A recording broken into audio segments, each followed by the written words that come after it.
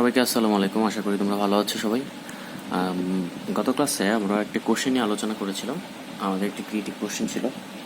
তো সেই কোশ্চেনটা যারা সলভ করেছো তাদেরকে অসংখ্য ধন্যবাদ। আর যারা এখানে বিভিন্ন রকমের কমেন্ট করেছো কোশ্চেন রিলেটেড, আশা করি কমেন্টের অ্যান্সারগুলো তোমরা তোমাদের যেখানে কমেন্ট করেছো সেখানে আশা করি তোমরা পেয়েছো। আচ্ছা, একটা বিষয় হচ্ছে যে কোশ্চেনের ক্ষেত্রে আমরা এখানে ইফিসিয়েন্সি কত পার্সেন্টের একটা বিষয় ছিল, তো আমি তোমাদের সাথে একটু শেয়ার করছি। সেটা হচ্ছে যে 100% ইফিসিয়েন্সি ইঞ্জিন এখনও আবিষ্কৃত হয়নি স্যার। মানে এখনও কোনো ইঞ্জিন 100% ইফিসিয়েন্সি বা 100% কাজ করতে পারবে এরকম কোনো ইঞ্জিন এখন ইনভেন্ট হয় নাই। এটি হচ্ছে এখানকার বিষয়। আর একটা বিষয় হচ্ছে সেখানে যে প্রশ্নটি ছিল সেই প্রশ্নটিতে হচ্ছে তোমাদের অনেকেরই তোমরা প্রশ্ন করেছো যে এখানে 100% ইফিসিয়েন্সি তো পসিবল না। হ্যাঁ, ঠিক আছে, সেখানে আসলে টাইমটা এমনভাবে দেওয়া হয়েছে সেই কোশ্চেনে যে 100% ইফিসিয়েন্সি চলে আসছে। অ্যাকচুয়ালি সেখানে প্রশ্নকর্তা অর্থাৎ যিনি প্রশ্ন করেছিলেন, এটা একটি ইনস্টিটিউশনে অন্য একটা ইনস্টিটিউশনের কোশ্চেন আমি তোমাদেরকে সলভ করিয়ে দিয়েছি। তো যে প্রশ্নটা উনি যে প্রশ্নটি করিয়েছেন সেই প্রশ্নটাতে উনি যে ইনফরমেশনগুলো ইউজ করেছেন সেখান থেকে দেখা গেল যে 100% ইফিসিয়েন্সি হয়ে গেছে সেই কোশ্চেনটাতে। এখানে একটা হচ্ছে বিষয় হচ্ছে 100% ইফিসিয়েন্সি না হওয়াটাই ভালো ছিল। সেখানে 90% ইফিসিয়েন্সি হওয়া পসিবল যদি উনি টাইমটাকে যদি কি করেন বাড়িয়ে ফেলেন, অর্থাৎ যে টাইমটা ছিল সেই টাইমটাকে যদি একটু বাড়ায় দেন তাহলে কিন্তু ইফিসিয়েন্সিটা স্যার 100% হচ্ছে না, একটু কমে যাচ্ছে। ওকে, আশা করি গত দিনের যে প্রশ্নগুলো বা আনসার করেছো বা প্রশ্নগুলো যেগুলো আমরা সলভ করেছি সেই পড়াটা তোমরা ভালো করে বুঝতে পেরেছ। আচ্ছা, এখন তোমরা আমাকে প্রশ্ন করতে পারো তাহলে স্যার আমাদের আজকের আলোচনার বিষয় কি? বাবা, আজকে আলোচনার বিষয় হচ্ছে state of matter and pressure. তুমি দেখতেছো যে স্ক্রিনে স্যার আপনি বলছেন যে state of matter and pressure. এখন আমরা বিষয়টুকু কি, একটু আলোচনার বিষয়টুকু অ্যাকচুয়ালি কি আমি তোমাদের সাথে শেয়ার করেছিলাম, আগেও বলেছিলাম যে আমরা যেই ওয়ার্ক পাওয়ার এনার্জি চ্যাপ্টারগুলো পড়ছি সেই ওয়ার্ক পাওয়ার এনার্জি চ্যাপ্টারগুলোর ক্ষেত্রে আমরা যদি একটু রিভিশন টাইপসের যদি কিছু কথা বলি, যে আমরা পুরো চ্যাপ্টারটাকে আমরা যদি একটু রিভিউ করি আর কি। বিষয়টা হচ্ছে এরকম যে পুরো চ্যাপ্টার ওয়ার্ক পাওয়ার এনার্জি যে চ্যাপ্টারটা আছে এই পুরো চ্যাপ্টারটা এখন রিভিউ করি।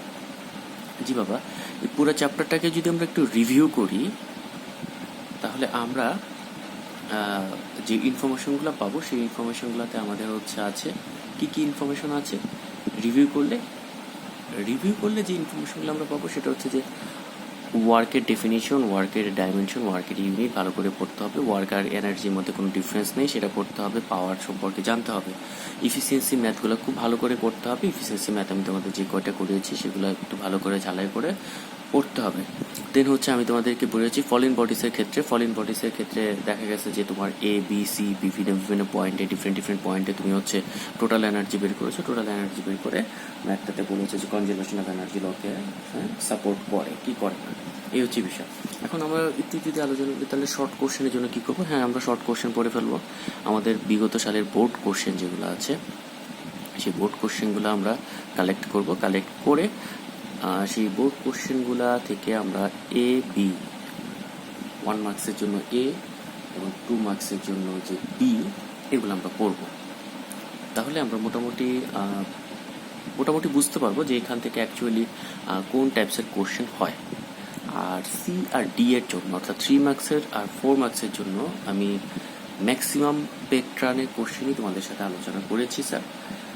তারপরেও আস্তে আস্তে দিন যাওয়ার সাথে সাথে তোমরাও প্র্যাকটিস করবে, অনেক ইনফরমেশন তোমরা নতুন ইনফরমেশনও জানতে পারবে।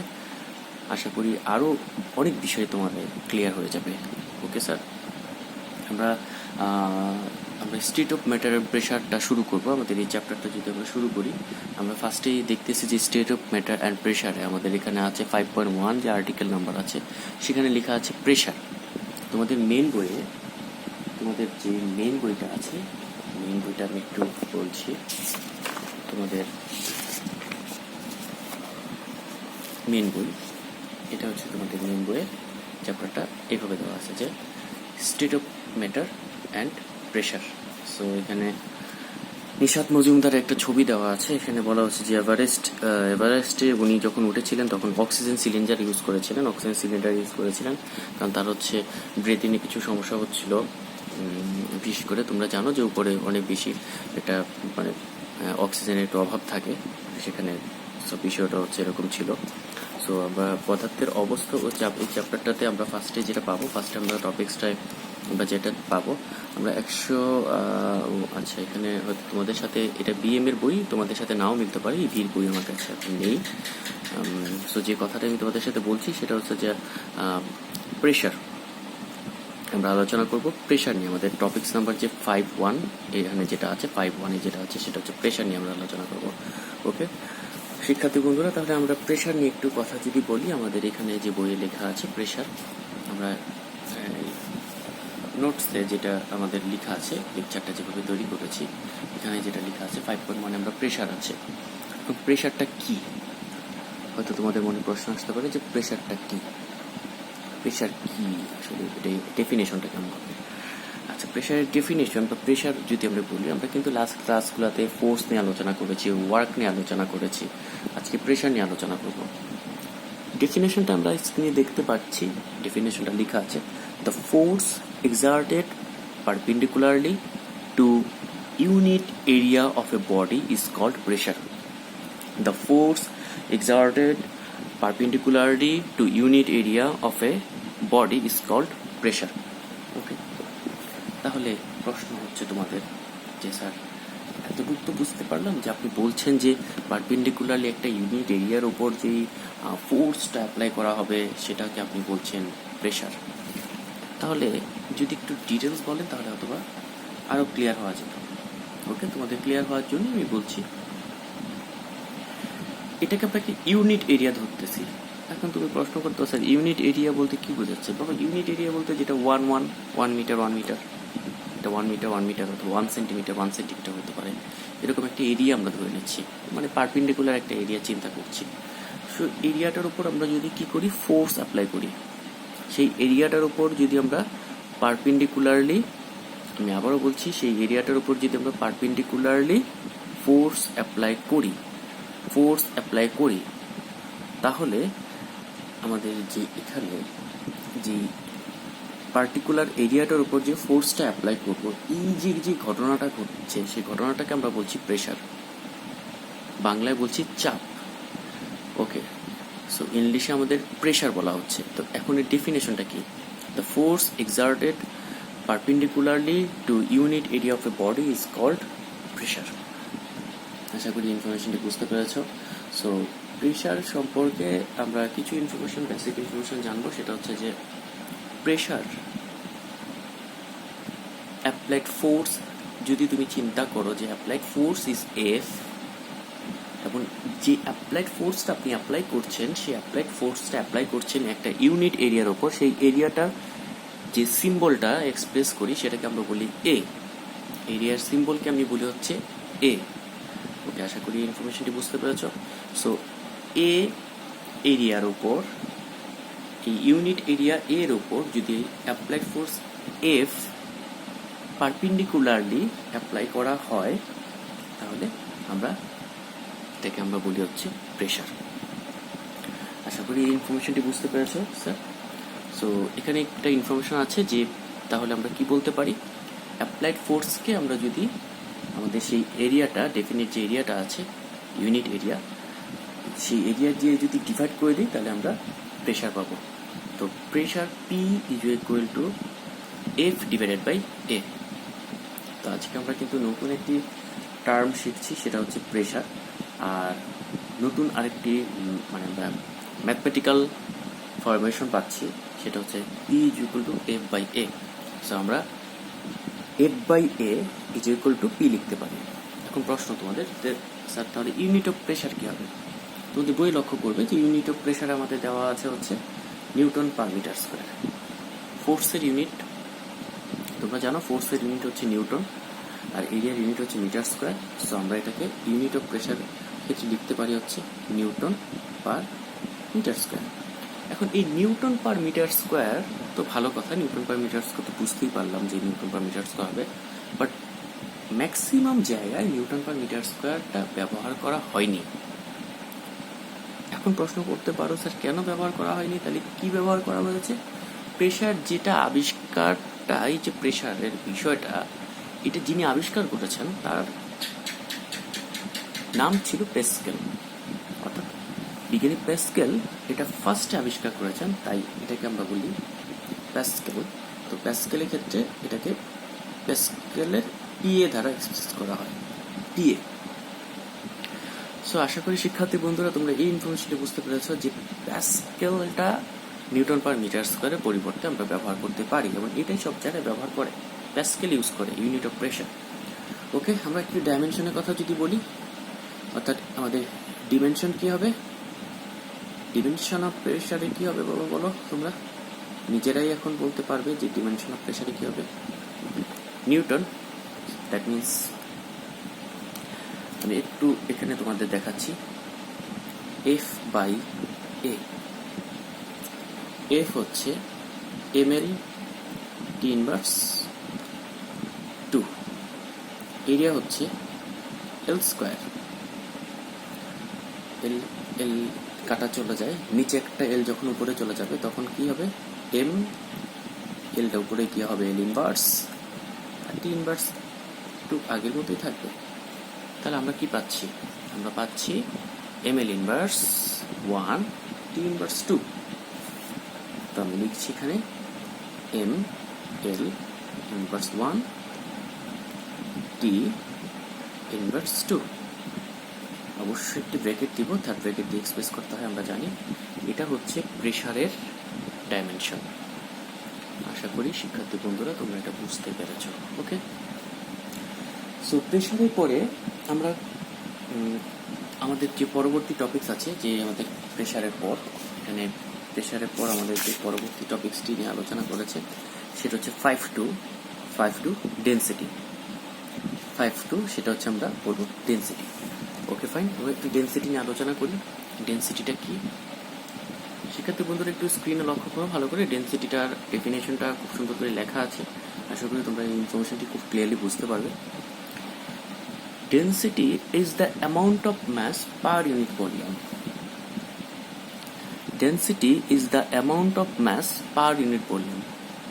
মানে কি, পার ইউনিট ভলিউমে যে অ্যামাউন্ট অফ ম্যাস, অর্থাৎ যে ভরটা বা অ্যামাউন্ট অফ ম্যাস বলতে বোঝাচ্ছি যে ম্যাসের যে পরিমাণটা আছে সেটাকে আমরা বলি হচ্ছে ডেন্সিটি। অ্যাকচুয়ালি ডেন্সিটিটা আমরা তোমাদের সাথে যদি একটু শেয়ার করি যে ডেন্সিটিটা স্যার অ্যাকচুয়ালি কি, মানে হ্যাঁ আমি প্রেশার তো হ্যাঁ বুঝতে পারছি যে প্রেশার মানে মানে কি ফোর্স অ্যাপ্লাই করা হচ্ছে একটা ইউনিট এরিয়ার উপর, এটা নিয়ে আমার কোনো প্রশ্ন নেই আশা করি। আর আমরা তো ছোটকাল থেকে শুনি আসি আজকে আমার অনেক প্রেশার হচ্ছে, প্রেশার যাচ্ছে, হ্যাঁ ওই কাজের অনেক প্রেশার, হ্যাঁ অথবা ব্লাডের প্রেশার, কত ধরনের প্রেশারের কথাই তো আমরা শুনি। সব প্রেশারই কিন্তু এই চাপেই, মানে এটা কিন্তু যতভাবেই তুমি চিন্তা করো যে ব্লাড প্রেশার, তারপর হচ্ছে কি ওই যে কাজের প্রেশার, আরো অন্যান্য প্রেশার, প্রেশার কুকার, ওকে যাই কেন প্রেশার কুকার রান্না করার ইনস্ট্রুমেন্ট তোমরা জানো সবাই। তো যাই বলো না কেন প্রত্যেকটা জায়গায় কিন্তু আসলে সেম ঘটনাটাই ঘটে, একটা ডেফিনেট এরিয়ার উপর যে ফোর্সটা অ্যাপ্লাই করতেছি সেটা হচ্ছে প্রেশার। তো প্রেশার নিয়ে আর কোনো প্রশ্ন থাকার কথা না। বাট ডেন্সিটিটা কি, আচ্ছা ভালো কথা, ডেন্সিটিটা কি আমি তোমাদের সাথে যদি একটু এক্সাম্পল দিই, সেটা হচ্ছে যে তোমাকে আমি 1 গ্লাস পানি খেতে বললাম, তারপর আমি বললাম আচ্ছা ঠিক আছে এখন তুমি 1 গ্লাস দুধ খাও। অথবা তুমি এবার জিনিসটা চিন্তা করতে পারো এইভাবে যে স্যার দুইটা গ্লাসে, একটা গ্লাসে পানি রাখছি আর একটা গ্লাসে হচ্ছে দুধ রেখেছি। এখন কোশ্চেন হচ্ছে স্যার এই দুটি গ্লাসের মধ্যে আপনি যদি বলেন যে ডেন্সিটি কার বেশি, তখন কিন্তু খুব ইজিলি তুমি বলবে যে ডেন্সিটি হচ্ছে স্যার দুধের বেশি ওয়াটারের চেয়ে। কারণ কি, কারণ আমরা একদম স্পষ্টভাবে দেখতে পাচ্ছি যে ওয়াটারটার চেয়ে দুধটা বেশি ঘন, মানে মানে বিষয়টা হচ্ছে স্যার তার ডেনসিটি বেশি। অ্যাকচুয়ালি ডেনসিটির বাংলা বলে তো আর লাভ নেই, বিএমএ স্টুডেন্টদের জন্য বলছি ঘনত্ব। আমরা ঘনত্ব হিসাব করি বা ডেনসিটি হিসাব করি, সেটা কিন্তু কিসের জন্য স্যার? সেটা আমরা একটা ডেফিনেট ভলিউমের মধ্যে যে ম্যাসটা থাকে, অ্যামাউন্ট অফ ম্যাসটা থাকে, সেটার উপর। Okay, sir. Density is the amount of mass per unit volume. That is, if mass of a body is m and volume is v, then density is rho is equal to m by v. এই তো মাথা ঘোরান মারছে ভাই, এতক্ষণ তো সহজ জিনিস বুঝাইতেছিলেন, এই যে ডেনসিটির কথা বলছেন সবই তো বুঝতেছিলাম, এরকম একটা পেঁচানোর মতো কি দিছেন এটা? ওকে স্যার, বলছি ডেনসিটিকে যে সিম্বল দিয়ে এক্সপ্রেস করা হয় সেই সিম্বলটার নাম হচ্ছে এরকম ভাবে শুরু করবে। রোটা লেখার নিয়মটা দেখো, এই নিচ থেকে শুরু করবে, এই এটাকে বলা হয় রো, এটাকে বলা হয় রো, এই সিম্বলটাকে বলা হয় রো। সো রো কিসের সিম্বল? ডেনসিটির সিম্বল। রো কিসের সিম্বল? Density symbol. ডেনসিটিকে এক্সপ্রেস করা হয় রো দিয়ে। আশা করি ইনফরমেশনটি তোমরা বুঝতে পেরেছ। কোশ্চেন হচ্ছে, তাহলে স্যার এটা কি লিখেছেন? Rho is equal to M by V মানে কি? মানে হচ্ছে একটা ইউনিট ভলিউম, আমরা ইউনিট বললেই সেটাকে আমরা আসলে নিচে ডিভাইড করে দিই, ডিনোমিনেটরে চিন্তা করি, বা রেট বললে আমরা টাইম দ্বারা চিন্তা করি। তো এখানে বিষয়টা হচ্ছে যে ইউনিট ভলিউম, ইউনিট ভলিউম মানে ভিটার নিচে চলে গেল। এই ইউনিট ভলিউমের মধ্যে যে অ্যামাউন্ট অফ ম্যাসটা থাকবে, যে অ্যামাউন্ট অফ ম্যাসটা থাকবে সেটাকে আমি বলে হচ্ছে density, rho. So density rho যদি হয় ডেনসিটি, তাহলে আমাদের ইউনিট কি হবে? ইউনিট হবে হচ্ছে এম হচ্ছে কেজি আর ভি হচ্ছে মিটার কিউব। ভি ভলিউম, ভলিউমের জন্য হয় metre cube. So KG per metre cube, KG per metre cube.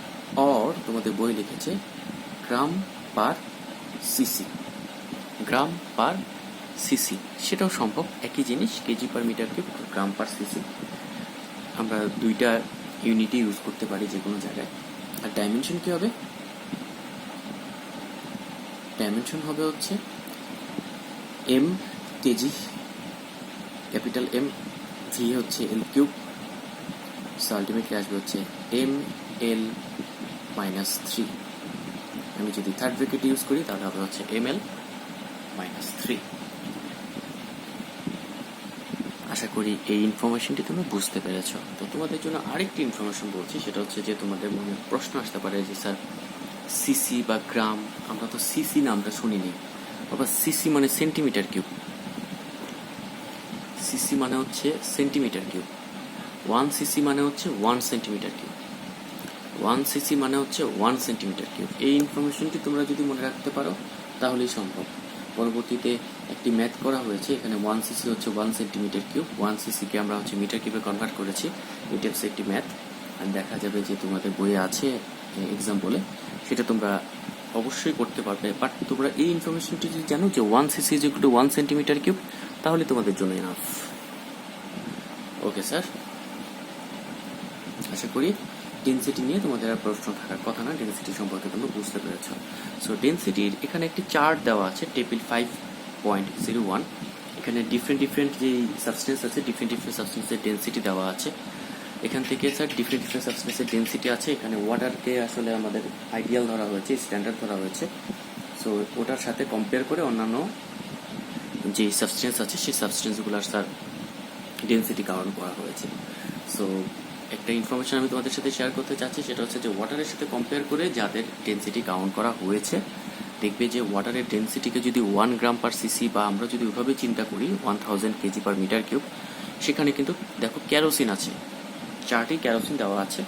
So ক্যারোসিনের ক্ষেত্রে দেখো 0.8 দেওয়া আছে। অ্যাকচুয়ালি কিন্তু তার মানে কি, ক্যারোসিনের ডেনসিটি কম, ওয়াটারের ডেনসিটি বেশি। তার মানে কি? তার মানে হচ্ছে আমরা যদি ক্যারোসিন এবং ওয়াটারকে একটা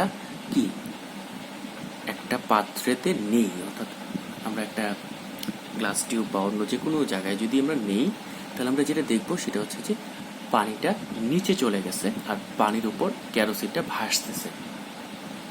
তার মানে কি, যার ডেনসিটি কম সে ভেসে থাকে আর যার ডেনসিটি বেশি সে ডুবে যায়।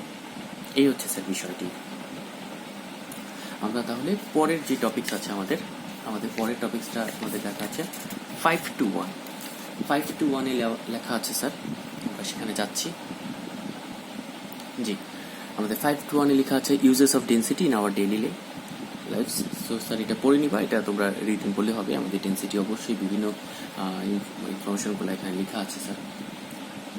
ওকে, দেন আমাদের 5-3-তে আছে আমাদের যে আর্টিকেল নাম্বার 5-3, এখানে আছে হচ্ছে প্রেশার ইন লিকুইডস বা প্রেশার ইন লিকুইডসে দেখো তোমাদের এরকম একটি ডায়াগ্রাম দেওয়া আছে, তোমাদের বইয়ে এরকম একটি ডায়াগ্রাম দেওয়া আছে, লক্ষ্য করবে প্লিজ। তোমাদের বইয়ে এরকম একটি ডায়াগ্রাম দেওয়া আছে। এই ডায়াগ্রামে যেটা দেওয়া আছে সেটা হচ্ছে যে ওয়াটারটা থাকবে, ওয়াটারের লেয়ারটা এখান থেকে শুরু হয়েছে। আমরা একটা অবজেক্ট যেটার আমাদের একটি এরিয়া আছে সেটা হচ্ছে এ, আর এই যেটা আমরা রেখেছি সেটা হচ্ছে আমাদের এইচ। সো এই যে পার্টটা হচ্ছে আমরা ওয়াটারকে কি করেছি, সাবমার্জ করেছি, মানে ডুবিয়ে রেখেছি। বিষয়টা হচ্ছে এরকম, পানির নিচে আমরা এতটুকু ডুবিয়ে রেখেছি, আর এটার এরিয়া হচ্ছে এ। তো আমরা এখান থেকে কি কি ইনফরমেশন পাবো, সেই ইনফরমেশনগুলো আমি একটু লিখছি। সেটা হচ্ছে যে যেই বিকারটাকে আমরা ডুবিয়েছি বা যেটা আমরা পাত্রটাকে ডুবিয়েছি সেটাকে আমরা বলছি, এরিয়াটাকে বলছি এ। সেই এরিয়াটাকে বলছি হচ্ছে এ, তার যেই এরিয়াটা আছে ক্রস সেকশনাল এরিয়া। তো হাইট হচ্ছে তার এইচ, তাহলে আমরা সেখান থেকে ভলিউম পাবো। আমরা জানি ভলিউম হচ্ছে length into breadth into height, but এখানে আমরা জানি লেন্থ ইন্টু ব্রেথ তো এরিয়ার ভেতরে চলে যাচ্ছে, হাইটটা মাল্টিপ্লাই করবো, তাহলে আমাদের ভলিউমকে সিম্বল দিয়ে এক্সপ্রেস করা হয় সেটাকে আমরা বলি ভি।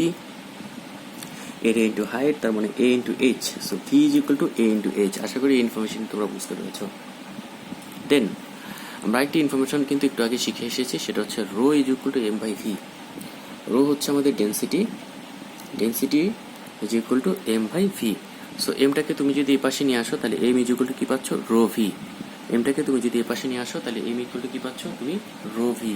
সো রো ভি, তাহলে তুমি বলতে পারো যে স্যার ভিটা তো ভি এর জন্য তো আপনি বের করেছিলেন A H, area into height. তাহলে আপনি কি এখানে লিখতে পারেন না যে ভি এর পরিবর্তে এ এইচ লিখতে? অবশ্যই লিখতে পারি, ভি এর পরিবর্তে আমি এ এইচ লিখতে পারি।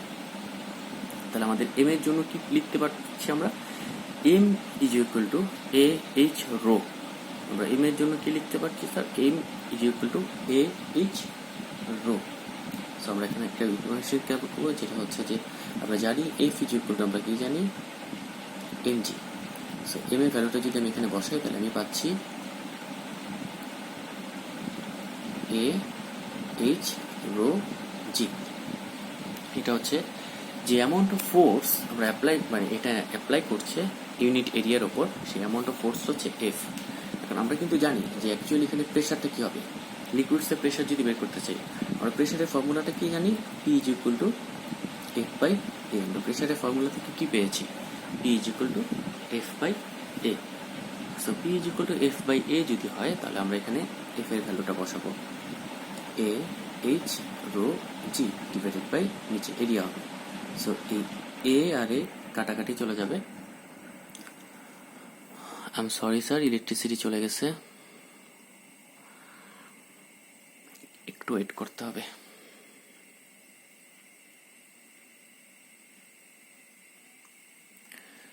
ওকে স্যার, এই মুহূর্তে যারা ভিডিওটি দেখছো তাদেরকে অসংখ্য ধন্যবাদ।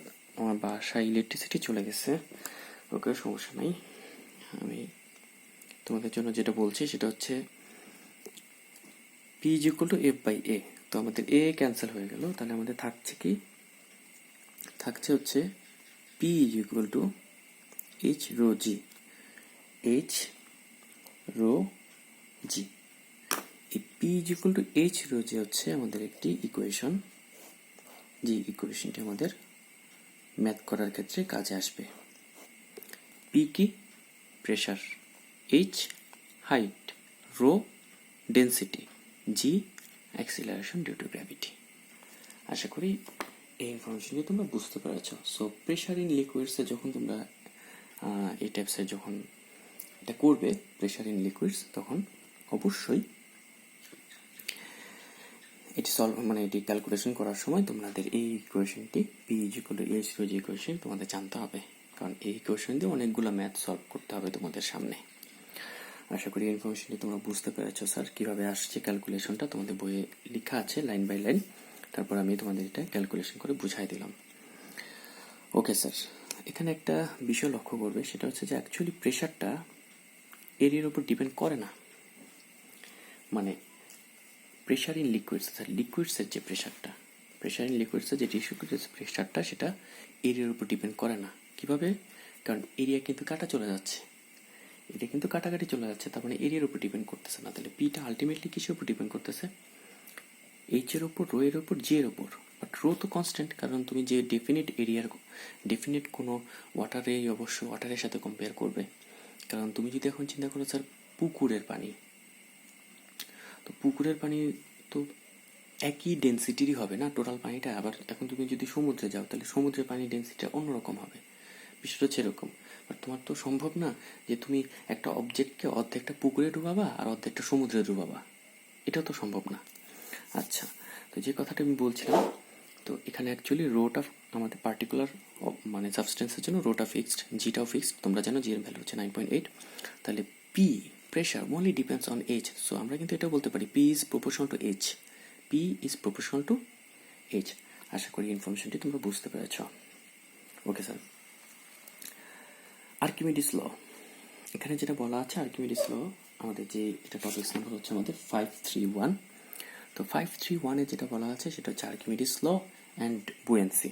সো আর্কিমিডিস লটা আমি একটু যদি এক্সপ্লেন করি তোমাদের, সেটা হচ্ছে যে if a body is immersed in a liquid, the weight of the body is reduced by an amount equal to the displaced liquid। মানে কি? মানে হচ্ছে যখন আমরা একটা অবজেক্টকে যদি আমরা কোনো একটা লিকুইডে যদি আমরা এটাকে ডুবাই ফেলি, তখন এটার ওয়েট কমে যায়। আমরা জানি যে এটার ওয়েটটা কি হয়, রিডিউসড হয়। তো এই ওয়েটটা রিডিউস যদি হয়, তাহলে এই ওয়েটটা কোথায় যায়?